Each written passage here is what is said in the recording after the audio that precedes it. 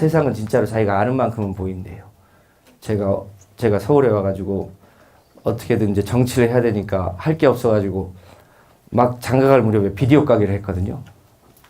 그 전까지는 비디오 가게가 한 번도 눈에 안 띄더니 세상에 비디오 가게만 눈에 보이네.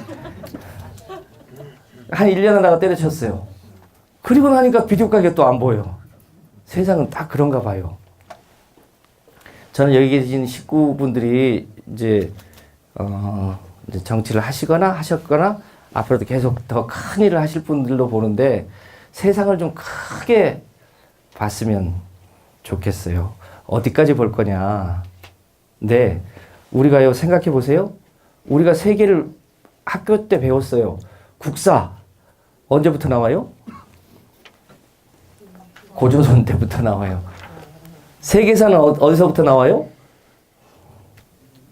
세계사 시작할 무렵에 이집트 문명, 황하 문명, 메소포타미아 문명 뭐 이런 얘기부터 나오잖아요.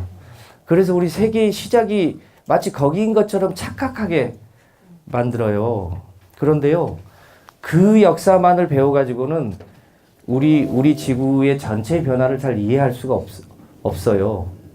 요거는 요 밑에 있는데요. 이게 언제적 찍은 사진이냐면 1972년에 아폴로 17호에서 달나라 가다가 이제 뒤로 돌아서 찍은 사진이거든요. 이게 우리 인류가 처음으로 우리가 사는 행성을 처음으로 찍은 사진이에요. 이 지구에 별의별 일이 다 있어요. 우리는 그러면 그 속에 어떤 문제들을 어떻게 다루고 사는가에 대한 문제인데요. 이거는 그 중에 아주 짧은 최근의 얘기예요. 최근 100년의 얘기예요. 이 이전에 두 번의 전쟁의 시기가 있었어요. 1차 세계대전과 2차 세계대전을 거치면서 2차 세계대전을 거치면서 지구촌 전체 땅의 절반이 사회주의 국가로 바뀌어요. 소련과 중국 등등이. 그래서 많은 자본주의 국가들이 이거 잘못하면 사회주의로 넘어가는 거 아니야? 라고 해서 소위 수정 자본주의를 하면서 국가의 역할을 대폭 키우기 시작해요. 그때부터 80년대까지를 흔히 복지국가 시대라고 해요. 그렇게 이 복지국가가 쭉 커졌는데요. 그 복지는 뭘로 하겠어요? 세금으로 해요. 세금으로. 그래서 미국의 전쟁 시기에 소득세 최고 세율이 91%까지 올라가요. 루즈벨트 때. 그게 조금씩 나눠지다가 1970년대 말에 레이건 직전까지 70%의 세금을 걷어요. 소득세 최고 세율이. 물론 그것도 누진제긴 합니다만 그렇게 걷어대니까 미국의 부자들이 싫겠죠. 그러니까 야, 이제 국가는 일 좀 그만해. 너무 비효율이야. 시장에다 뭐 좀 맡겨봐. 라고 하면서 소위 신자유주의 시대가 1980년대 미국과 영국을 중심으로 쭉 퍼져오죠. 그 시대가 2008년까지 갑니다. 대한민국은 그 막차를 탑니다. 1997년에 외환위기를 거치면서 깡디 씨가 찾아와가지고 이제 한국도 미국이나 영국처럼 개방해봐. 소위 신자유주의식으로 살아봐. 아니면 돈 안 대줄 거야. 라고 해서 그 방식으로 우리도 가죠. 2008년에 세계 금융위기가 오면서 망합니다. 망했습니다. 그러면 그 다음 세대는 뭐라고 할 거야? 그 부분에 대해서 적어도 정치하는 사람은 그것에 대해서 답할 수 있어야 돼요. 그 정도 그릇은, 그 정도 시야는, 그 정도 철학적 베이스는 특히 우리 더불어민주당은 그러면 좋겠어요. 복지국가 시대의 키워드는 정부였어요. 정부가 사실상 일을 주도했죠. 나중에 한 번 더 나옵니다만. 신자유주의 시대에는 정부여 간섭하지 마. 시장이 모든 일을 다 할 수 있고 시장에게 맡기는 것이 가장 효율적이야. 라는 때가 있었어요. 시장에 맡겨놨더니 확실히 빈익빈 부익부가 커져요. 그러니까 미국의 소위 서브프라임 모기지론이라는 것 때문에 소위 신용도 없는 사람한테 집 사라고 돈 빌려주다가 이제 사고가 나죠. 그걸 온갖 계량주의 수학으로 그걸 포장했다가 망했죠. 그 다음은 뭐냐? 일부 학자는 다시 케인즈로 돌아가자는 얘기도 해요.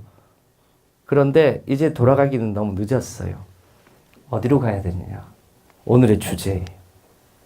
이게 잘 빨간색이 안 나오네. 이렇게 가야 하는 시대인데 크게 보면 세계적으로는 두 가지 숙제가 있고 우리 한국은 특수하게 또 두 가지 숙제가 있어서 네 가지 숙제들이 현재 지구상에서는 가장 중요한 숙제로 보여져요.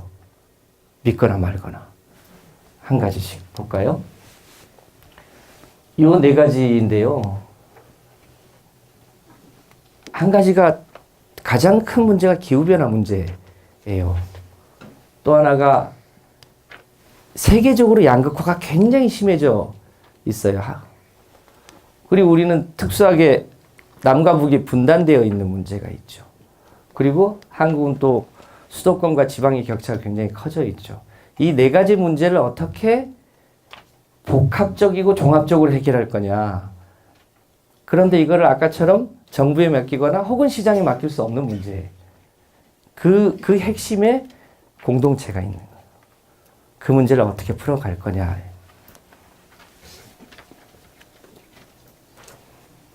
첫 번째 숙제예요.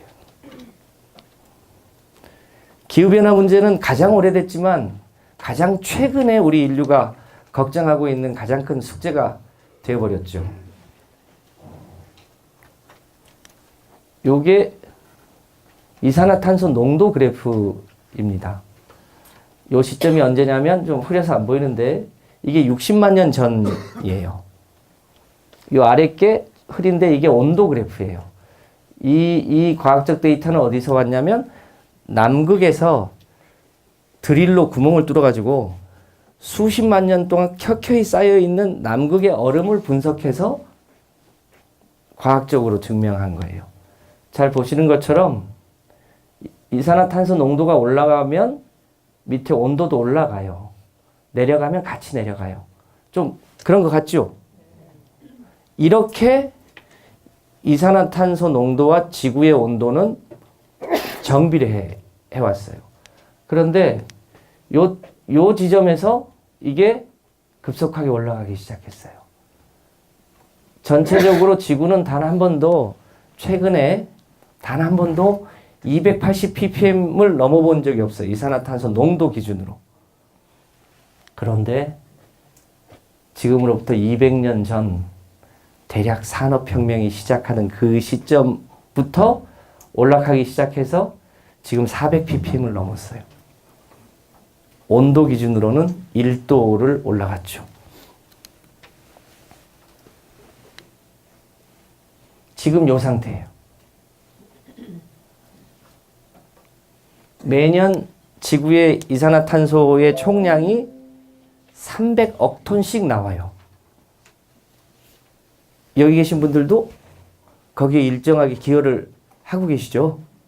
자동차 타고 전기 쓰고 이것저것 신상품 사고 버리고 하는 그 전체 과정에서 에너지를 물 쓰듯 하는데 그 에너지원이 화석연료들이죠.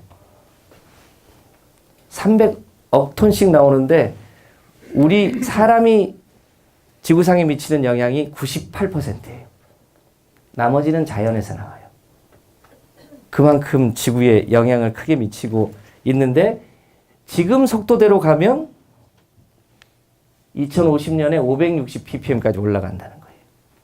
이대로 가면 지구의 온도가 실제로 4, 5도까지 올라갈 가능성이 매우 높다는 거죠. 2도 올라가면 북극곰을 볼 수 없고 3도 올라가면 지구상의 생명체의 절반이 사라져요. 우리가 살 수 있을까요? 먼 얘기가 아니라 현재의 얘기예요. 2050년이면 저나 우리 송갑석 위원장님은 살아있을란가 죽었을란가 모르죠. 여기 계신 분들 상당 부분은. 그런데 바로 우리 자식 세대 얘기예요. 먼 얘기가 아니라 우리 자식 세대가 한참 일할 나이에 지구에게 닥치는 미래 이 부분을 우리가 어떻게 할 거냐 하죠.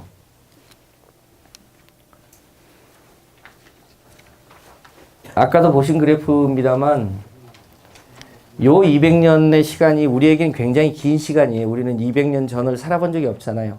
산업혁명 이전의 지구의 모습에서 살아본 적이 없어요. 그것이 전부인 것처럼 우리는 봐왔는데 지구 전체의 역사로 보면 우리 인류의 역사는요. 실제로 눈 깜짝할 새의 역사예요. 잠깐만 그냥 생각해 보면 우리 지구가 46억 년짜리거든요. 그 46억 년을 24시간에 치환하면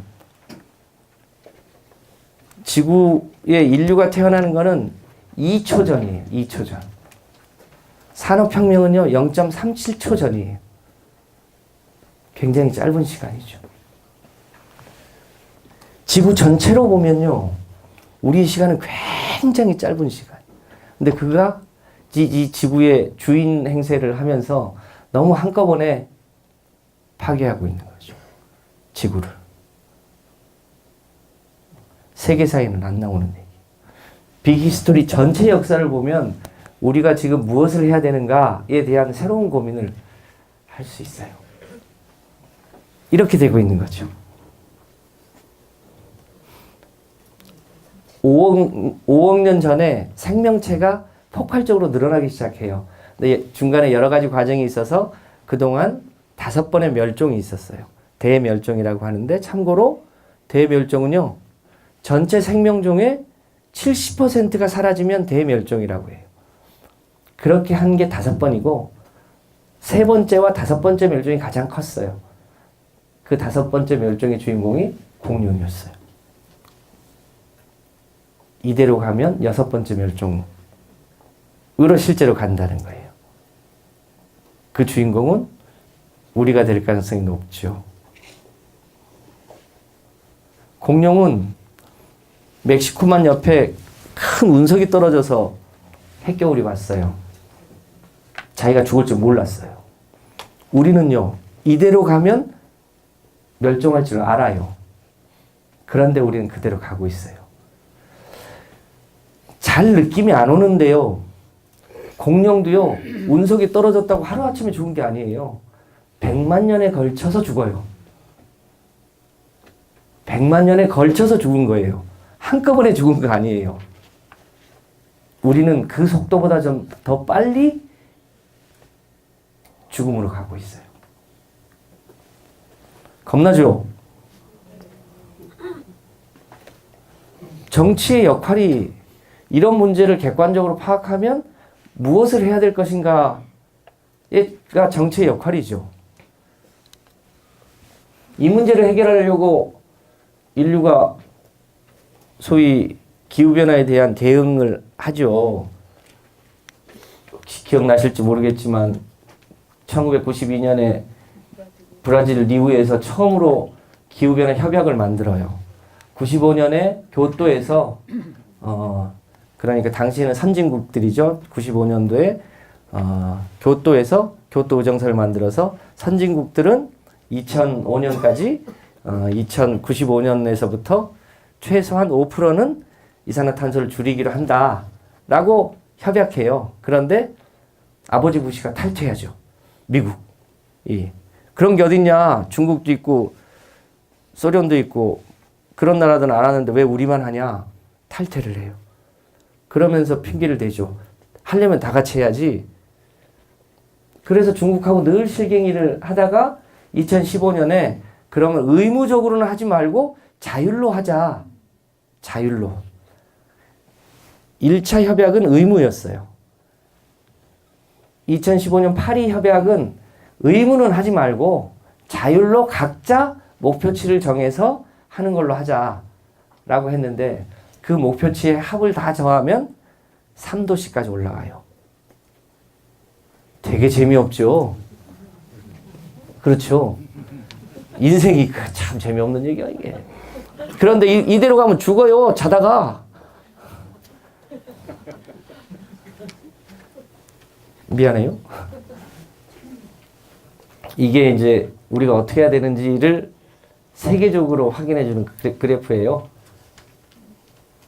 1년에 300억 톤이에요. 이게 이제 단위가 무슨 빌리언인가 그래요. 300억 톤씩 이산화탄소가 나와요. 지금 한 340억 톤쯤까지 올라갔어요. 이거를 2050년까지 100억 톤 이하로 줄여야 되는데 건물에서 줄여야 되고요. 우리가 타고 다니는 자동차에서 줄여야 되고요. 지역 난방에서도 줄여야 되고요. 우리가 쓰고 있는 전기에서도 줄여야 되고 산업 영역에서도 줄여야 되는데 이것을 줄이는 게 미세먼지 대책하고 똑같아요. 그러니까 우리가 전기자동차, 수소자동차, 재생에너지로 만들어진 전기자동차와 수소자동차를 타고 다니고 건물도 에너지 제로 주택에서 살고 우리 전기를 생산하는 것도 석탄 발전소 말고 재생에너지로 생산하고 산업에서도 양회나 제철에서 전기를 엄청 많이 쓰거든요. 이런 거를 대폭 줄이고 이게 숙제예요. 그래서 이거를 어떻게 줄이냐? 절반은 재생에너지로, 절반은 효율성을 높여서 줄여야 된다는 게 세계적인 고민이에요. 그래서 요즘 유럽은 소위 그린 이코노미 분야가 굉장히 빨리 발전하고 있는데 우리는 여전히 속도가 엄청 늦죠. 그래서 유럽의 고민의 핵심은요. 유식한 말로 디커플링이라고 그래요. 에너지를 적게 쓰면서 더 발전할 수 있을까? 이게 유럽의 고민이에요. 에너지를 적게 쓰면서 번영할 수 있을까? 에너지를 적게 쓰면서 성장할 수 있을까? 근데 이제 성장자를 쓰는 사람은 약간 좀 촌스러운 사람이 되고 있어요. 그래서 성장이라고 안 하고 발전이라고. 그게 그건데 사실은. 인간이 에너지를 훨씬 적게 쓰면서도 더 행복해질 수 있는가? 근데 그렇게 가고 있는 나라들이 꽤 있어요. 독일, 덴마크, 최근에 영국이 합류하기 시작해요. 영국도 석탄 발전을 엄청 해가지고 런던 스모그 뭐 이런 거 있었죠. 그래서 거기에 석탄 발전을 대폭 줄이고 최근에 원자력을 좀 하려고 했었어요. 그런데 원자력보다 풍력이 훨씬 더 효과가 좋은 거예요. 북해에서는 방향이 뭐랄까 한 방향으로 이렇게 오는데 풍력은 간헐성 문제도 훨씬 적어요. 태양광은 3시간 후면 이제 낮에만 끼고 그런데 풍력은 야밤에도 바람이 불잖아요. 그러니까 한번 만들어 놓으면 효과가 높은가 봐요. 그래서 영국이 최근에 원자력을 포기를 하는 쪽으로 가요. 우리나라만 자유한국당이 자꾸 하자고 그러죠. 우리가 가야 될 방향인데 이게 티끌모아 태산이에요. 모든 곳에서 모두가 다 해야 될 일이죠. 들고 왔네.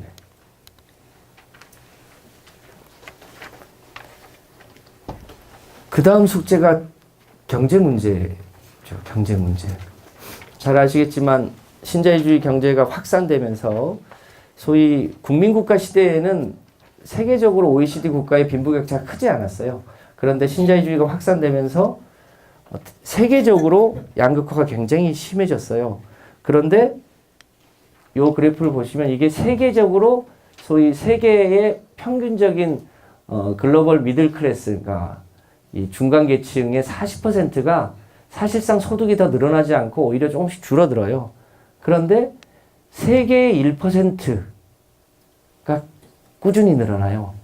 그 사이에 0.1%는 더 빨리 늘어나죠. 0.01%가 세계의 부를 독식하고 있어요. 그러니까 우리로 치면 삼성전자의 오너들, 현대자동차의 오너들을 포함한 우리가 아는 다국적 기업의 오너들이 사실상 세계의 부를 독점하고 있는 거죠.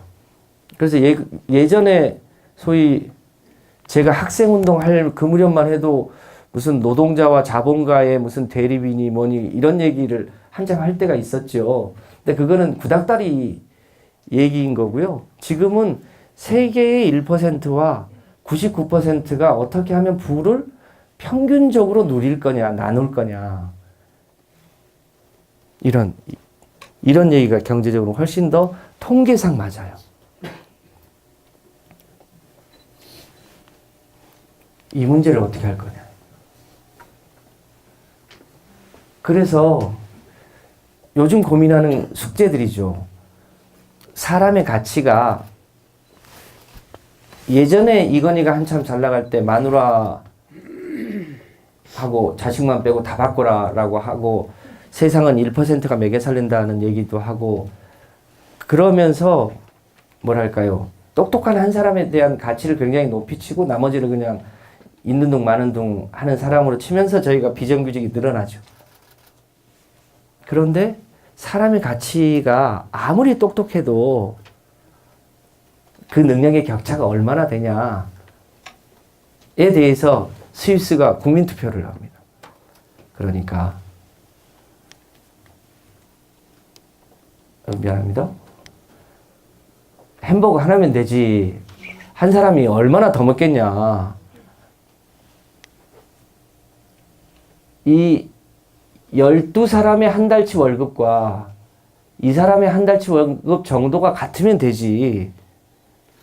얼마나 차이를 내니? 를 국민투표에 붙였는데요. 처음에는 이게 통과될 뻔했어요. 그런데 스위스 당국에서 이렇게 하면 스위스의 다국적 기업들이 다 빠져나간다고 하는 바람에 통과는 되지 않았어요. 그런데 이런 고민들이 있는 거죠. 사람의 가치와 부의 가치가 평균적으로 어떻게 나뉘어질 수 있는가? 숙제죠. 어떻게 합니까? 유럽의 많은 나라들도 경제적으로는 굉장히 자유로워요. 자유로우면 확실히 시장에서는 부가가치가 독점되게 돼 있어요. 그런데 유럽의 많은 나라들은 그것을 세금을 통해서 환수하죠. 우리가 생각하는 것보다 많아요. 우리는 지방세수로 따로 잘 안 걷는데 유럽은 중앙에서도 걷고 지방에서도 걷고 그래서 미국의 유럽의 부자들은 대략 한 60% 가까이 세금을 내요. 최고 부자들이. 우리는 최고 소득세율이 42%예요. 우리는 얼마를 내는 게 적당할까요? 통계로 보면 알죠. 잘 안 보이죠. 한국은 이 지니계수가 뭔지 아시죠? 이게 이제 높으면 빈부격차가 큰 거고 이게 낮으면 빈부격차가 적은 건데 우리나라는 세금을 걷기 전에는 빈부격차가 굉장히 적은 나라예요. 근데 세금을 걷고 나서 빈부격차가 꽤 큰 나라로 되어 있어요. 미국은요, 우리보다 훨씬 세금 걷기 전에 빈부격차가 커요. 그런데 여기도 최근엔 세금을 안 걷어서 마찬가지로 빈부격차가 굉장히 큰 나라로 되어 있죠. 덴마크요, 0.444인데 세금을 걷고 나면 0.256을 이렇게 떨어져요. 유럽에서 제일 독특한 나라가 스위스예요. 스위스가 상대적으로 세금을 덜 걷어요. 그런데 빈부격차도 굉장히 적어요. 아주 독특한 케이스를 제외하고는 경제적으로는 세전에는 굉장히 격차가 커요. 그만큼 경제가 활력이 있다는 얘기죠. 대신 세금을 많이 내죠. 우리는 어느 방향으로 가야 합니까? 요 대목에서 우리 당은 아닙니다만 유승민 의원이 하는 얘기는 설득력이 있어요. 소위 중부담 중복지라는 개념이죠. 세금을 좀 더 걷고 조금 더 평등하게 살자.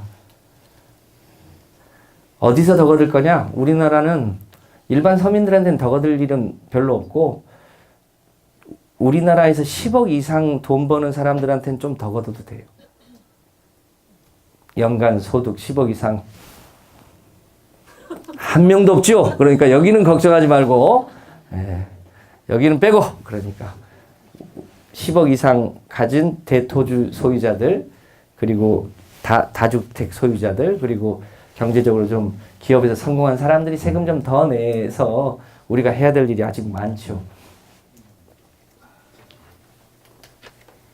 그 차원을 넘어서서 가는 게 기본소득 하자는 게 우리나라에서도 이제 주장하고 있는 단계고 세계적으로도 실험을 하고 있는 단계죠. 핀란드가 최초로 한 차례 실험을 해서 그 실험을 분석하고 있는 중에 이고 다른 데들이 주별로 작은 단위로서 실험을 하고 있죠.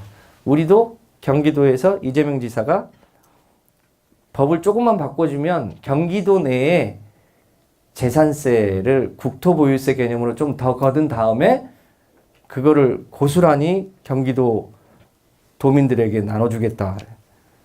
이런 실험을 해보겠다는 거죠. 이게 갈수록 생산의 효율이 올라가고 부가 독점되고, 그런데 우리 사람은 천부 인권을 가지고 있으므로 모두가 다 태어난 것 자체만으로도 존중받고 살아야 되니 이 문제를 어떻게 해. 이런 고민들이 있는 거죠. 우리가 해결해야 될 숙제죠.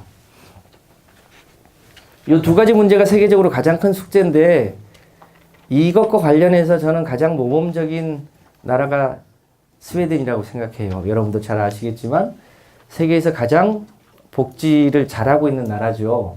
그런데 여기가 처음부터 그랬던 건 아니고 1928년도에 스웨덴 3인당이 집권하면서 국가는 국민의 집이어야 한다고 하는 슬로건으로 집권하고, 최근까지 10몇 년을 제외하고 스웨덴 3인당이 계속 집권을 합니다. 그런데 스웨덴 3인당이 국민의 집이란 슬로건 앞에 96년도에 녹색이라는 걸 붙입니다. 왜냐하면 인간만 행복하게 살아가지고는 잘 안 되겠거든. 기후변화 문제가 심각하거든. 그래서 인간과 자연이 더불어 잘 살지 않으면 인간도 행복하지 않다. 그래서 스웨덴 3인당의 최고 슬로건을 바꿉니다. 녹색 국민의 집으로. 우리 민주당의 숙제이기도 합니다. 우리가 나라다운 나라에서 최근에 대통령께서 다 함께 잘 사는 나라를 이제 슬로건으로 하고 계시잖아요. 그게 스웨덴으로 보면 국민의 집입니다. 다 함께 잘 사는 나라. 그런데 그 앞에 자연과 공존하면서 다 함께 잘 사는 나라로 가야 되는 숙제를 우리도 안고 있는 거죠. 그 다음에 여러분들 잘 아시겠지만 우리는 세계 유일의 지금 분단 국가죠. 사실은 뭐 중국과 대만이 약간 그런 관계지만 우리로 치면 유일하게 지금 남아있는 분단 국가인데, 분단된 지 70년 됐습니다. 참 먼 세월 같죠. 독특한 여론조사가 있습니다. 통일로 되는데 지금 40대, 지금 50대가 가장 지지율이 높습니다. 그 윗세대들은 여전히 빨갱이라고 생각하고, 지금의 20대는 그거 꼭 통일해야 돼? 아이고, 나 먹고 살기도 힘든데?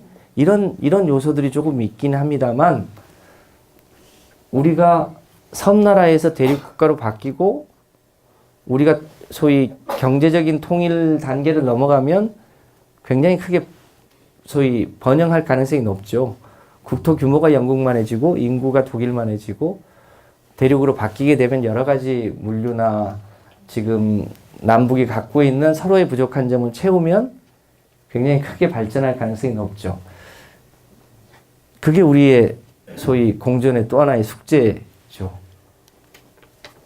막 왔다 갔다 합니다. 뭐 될 듯 하다가 무슨 노딜이니 빅딜이니 스몰딜이니 이너프딜이니 아이고 알아듣지 못할 용어들 막 하는데, 그 강물이요, 굽이 쳐도 바다로 갑니다.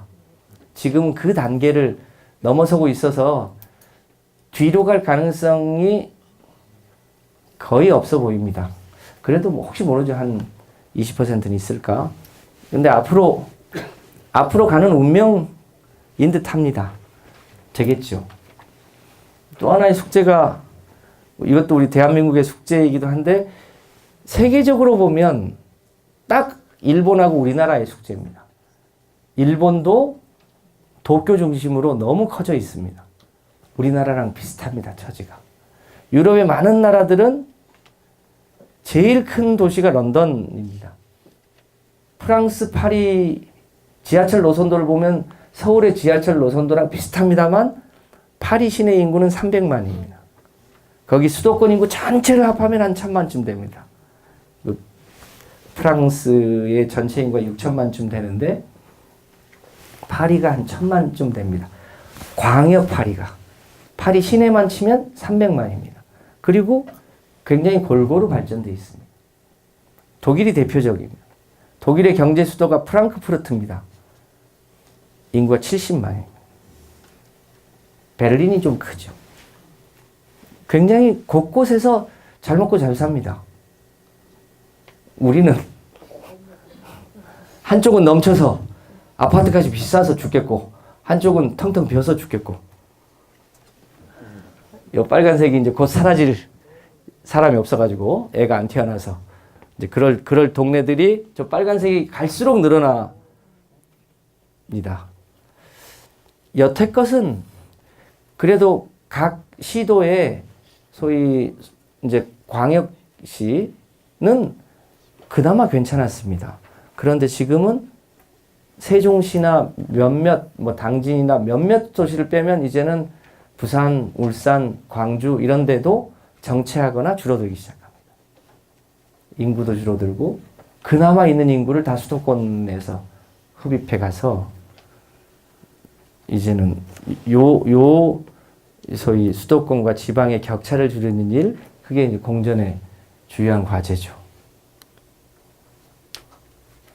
경제적으로 서울 수도권이 전체 생산의 60% 이상을 합니다. 국가균형 발전을 노무현 대통령이 안 했더라면 훨씬 더 심각했을 텐데 그렇게 해도 요 모양입니다. 조금 더 근본적인 대책을 만들어야겠죠. 넘어갑니다. 본론. 어떻게 할 거냐. 우리가 생각을 조금 바꿔야 됩니다. 국가가 해야 될 일, 지구촌에서 해야 될 일, 그리고 우리 지방자치단체에서 해야 될 일, 이게 뭔가 좀 다른 것 같습니다만 실제로 본질은 같습니다. 다만 더 잘할 분야가 각각 다를 수 있습니다. 그런데 기본적으로요. 오늘의 주제 중에 하나입니다만 저는 우리가 애구심을 좀 가졌으면 좋겠다고 생각합니다. 우리가 보통 내가 태어난 동네를 사랑하는 마음, 애향심이 있습니다. 한일전만 하면 애국심이 막 불탑니다. 어디 유럽에 가서 공항 딱 나올 때 삼성전자 간판 보면 왠지 내가 대한민국에 태어난 게 자랑스럽습니다. 그런데 내가 살고 있는 이 지구는 밖에 나가서 보지 않는 한 잘 안 보이거든요. 이게 정말 기적 같은 행성인데 이거를 잘 안 사랑합니다. 우리가. 이 전체의 숙제들을 같이 풀어야죠. 그래서 그거를 대표적으로 해서 유엔에서 하는 얘기가 있죠. 생각은 지구적으로 하고 행동은 동네에서 해라. 이게 유엔에서 만든 용어입니다. 오늘의 주제죠.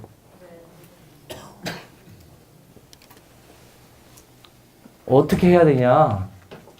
민주주의의 정원이라고 하는 두껍지 않은 책입니다.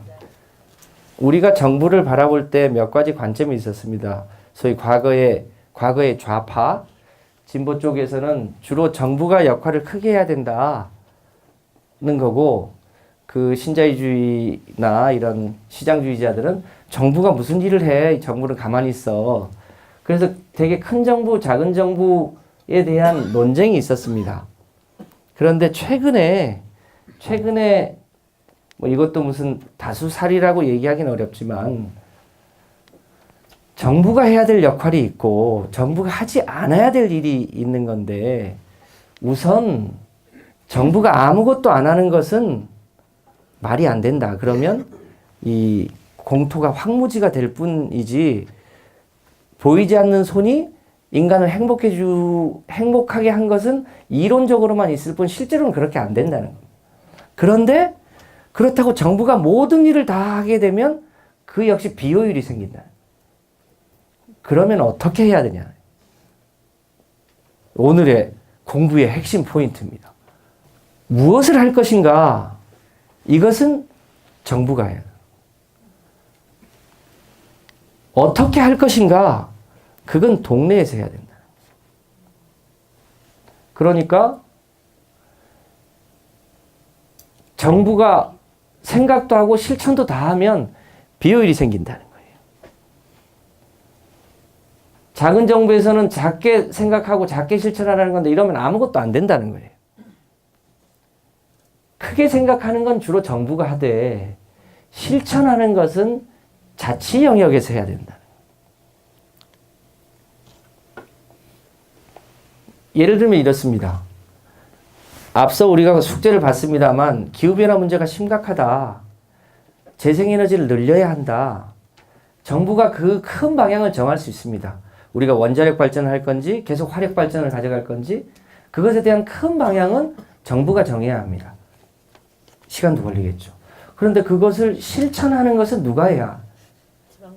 지방정부가 해야 됩니다.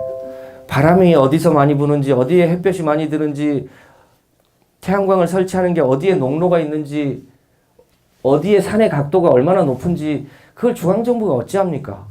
대한민국은요. 에너지에 관한 한 이렇게 하고 있습니다. 정부가 결정하고 정부가 실천하고 동네에서는 권한이 없고 기초연금을 얼마를 줄 것인가 노인의 생활 수준을 어디까지 안정시킬 것인가 이거는 국가 영역입니다. 그런데 그 노인이 지금 치매인지 등창인지 부모가 가족이 있는지 없는지에 따라서 다 서비스의 정도가 달라집니다. 그건 누가 해야 됩니까? 지방이 해야 합니다. 그러니까 내셔널 미니멈으로 국가가 전체적으로 해야 될 것은 국가가 하되 그 소소한 실천들은 지방이 훨씬 더 잘할 수 있습니다. 그래서 지금 시대의 숙제는 전체적인 방향은 국가적 차원으로 고민하되 실천의 영역은 국가가 하지 말고 시간이 걸리더라도 그 지방의 주체들을 세워서 할 수 있도록 해라는 게 우리가 지금 가야 될 방향입니다. 그런 책이 어디에 있다고요? 민주주의의 정원 이 책 보면 나옵니다. 제가 한 얘기가 아닙니다.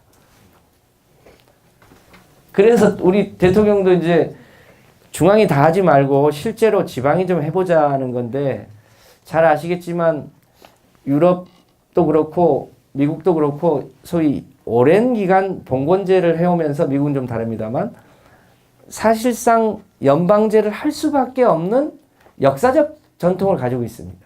거기에 이제 국민국가가 위에 얹혀서 소위 이 연방제를 하게 되는 거죠. 근데 우리는 봉건 시대를 거쳐오긴 했고 고려 때 잠시 봉건 영주가 힘이 좀 있긴 했습니다만 조선 시대를 거치면서 중앙 통제가 굉장히 강했던 그 전통 때문에 지방 분권을 하는 게 굉장히 토대가 약한 편이죠.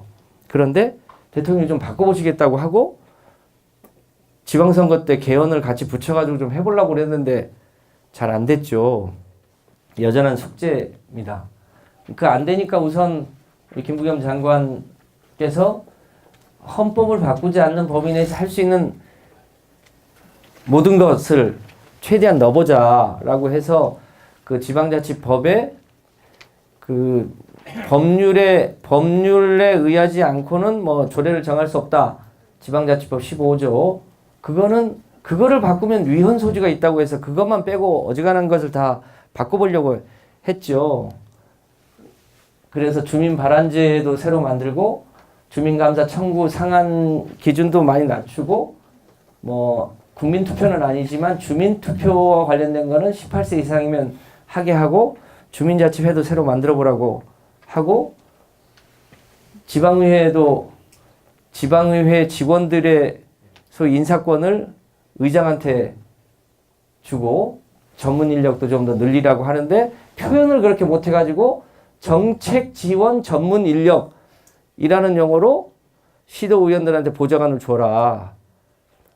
보좌관 주라고 그러면 국민들이 싫어하니까 용어를 싹 그냥 멋지게 포장해가지고 정책 지원 전문 인력 잘 해석하셔야 됩니다. 이거 용어를 보좌관을 줘라. 그렇게 했는데 이제 아직 이제 막 법이 올라가가지고 아직 통과가 안 됐죠.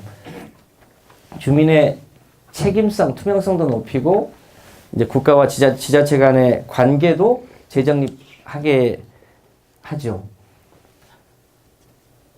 그렇게 하려면 돈을 줘야 되잖아요.